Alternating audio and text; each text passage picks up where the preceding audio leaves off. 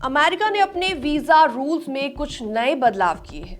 कुछ रूल्स अब पहले जैसे नहीं रहेंगे और कुछ रूल्स सेम रहने वाले हैं। तो आज इस रिपोर्ट में बात करेंगे क्या क्या नया है और क्या अभी भी सेम है, ताकि आपकी वीजा जर्नी में आपको कोई भी कंफ्यूजन ना हो। तो चलिए शुरू करते हैं। नमस्कार, मैं हूं आपके साथ प्रेरणा कौशिक और आप देख रहे हैं एनबीटी इंटरनेशनल। अगर आप भी वीजा के लिए अप्लाई करने वाले हैं तो ध्यान दीजिए, अब वीजा प्रोसेस में कुछ नए बदलाव आने वाले हैं। इनमें नई फीस, पासपोर्ट लेने के नियम और इंटरव्यू से जुड़े कुछ अपडेट्स शामिल हैं। तो इसमें पहला बदलाव है, अब थर्ड पार्टी पासपोर्ट कलेक्ट करना बंद हो जाएगा। मतलब 1 अगस्त 2025 से कोई और आपकी जगह पासपोर्ट आपका नहीं कलेक्ट कर पाएगा। और इसी बीच आपको खुद से ही वीजा एप्लीकेशन सेंटर से पासपोर्ट लेना होगा। और हाँ, अगर एप्लीकेंट माइनर है यानी कि 18 साल से छोटा है तो पेरेंट्स पासपोर्ट कलेक्ट कर सकते हैं, लेकिन उसके लिए दोनों पेरेंट्स का साइंड अथॉरिटी लेटर इंपॉर्टेंट है। ईमेल या स्कैन्ड कॉपी एक्सेप्ट नहीं की जाएगी। इसके अलावा दूसरा बड़ा बदलाव है, एम्बेसी ने एक नया पेड सर्विस शुरू किया है।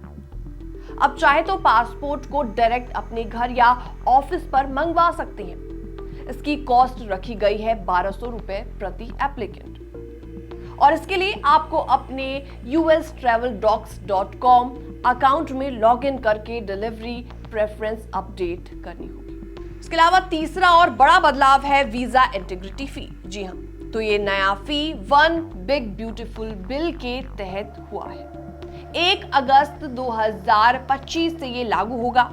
अमाउंट है $250 और ये ज्यादातर नॉन इमिग्रेंट वीजा कैटेगरीज पर लागू होगा।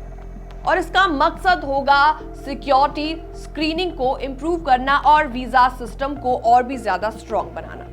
और इसी बीच गुड न्यूज ये है कि अगर आप पूरी तरीके से वीजा रूल्स को फॉलो करते हैं तो आपको ये फी रिफंड भी हो सकती है, लेकिन रिफंड प्रोसेस अभी उतना ज्यादा क्लियर नहीं किया गया है।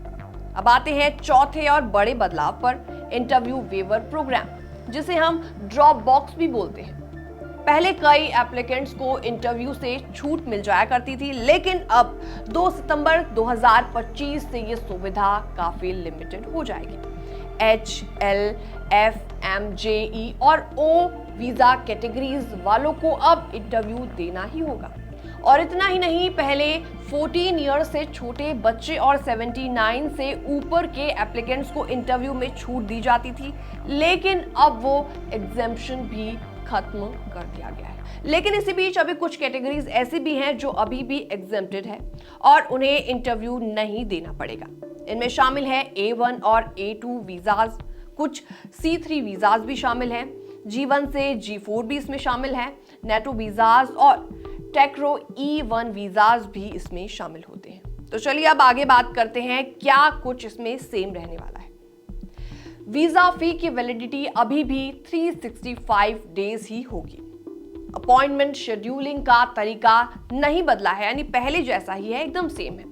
आप ऑफिशियल पोर्टल से ही बुकिंग अपनी करवा सकते हैं। इसी बीच एक और इम्पॉर्टेंट पॉइंट ये है कि अगर आपका ड्रॉप बॉक्स अपॉइंटमेंट अगस्त या सितंबर 2025 में कैंसिल हो गया तो आपको टेंशन लेने की इसमें बिल्कुल भी जरूरत नहीं है। आपको ईमेल में ऑफिशियल कैंसलेशन नोटिस मिलेगा। उसके बाद आप अपनी प्रोफाइल में लॉगिन करके नया अपॉइंटमेंट रीशेड्यूल कर सकते हैं। एम्बेसी ने साफ साफ बोल दिया है कि कैंसिल हुए अपॉइंटमेंट्स को रीशेड्यूल लिमिट में काउंट नहीं किया जाएगा, यानी एप्लीकेंट्स को फ्लेक्सिबिलिटी मिल पाएगी।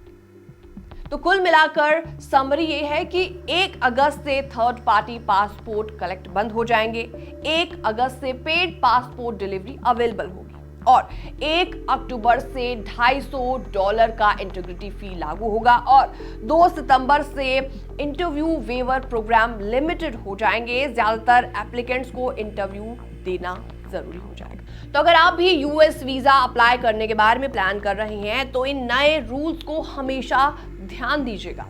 छोटी से छोटी गलती आपके प्रोसेस को डिले कर सकती है। हमेशा यूएस एम्बेसी या कॉन्सुलेट की ऑफिशियल वेबसाइट पर लेटेस्ट अपडेट चेक करते रहें।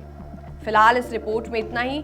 अगर ये रिपोर्ट देखने के बाद आपका कोई सवाल है तो कमेंट सेक्शन में आप अपना सवाल भी पूछ सकते हैं। बाकी तमाम अपडेट्स के लिए बने रहिए एनबीटी इंटरनेशनल के साथ।